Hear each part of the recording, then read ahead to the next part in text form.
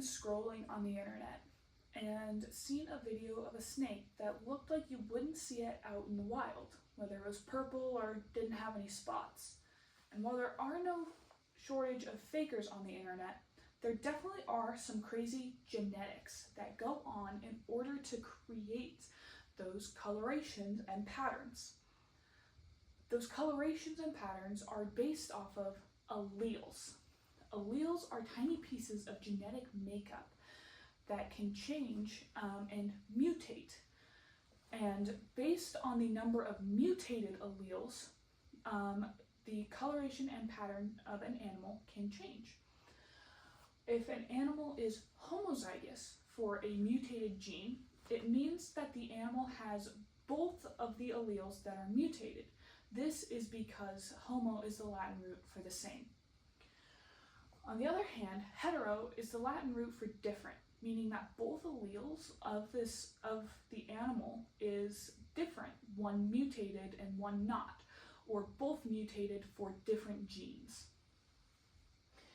The different types of genes that an animal can be mutated for are broken down into 3 groups, the first of which being a dominant gene.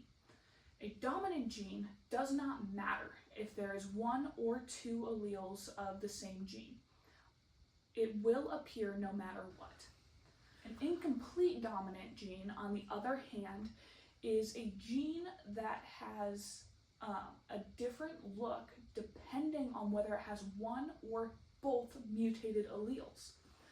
As an example, with hognose snakes and the anaconda morph, if a snake only has 1 copy of the gene or is heterozygous for the gene, it will have reduced spots and larger spots, versus if the snake is homozygous for the gene, it will have no spots whatsoever and is referred to as the super form of the morph, or a superconda in this case. The last way that an allele can mutate is referred to as a recessive gene. This means that a snake would need 2 copies of the same mutated gene in order to express it. In this case, an axanthic hognose snake would require 2 mutated alleles that create a pattern or a coloration that takes away reds, yellows, and oranges.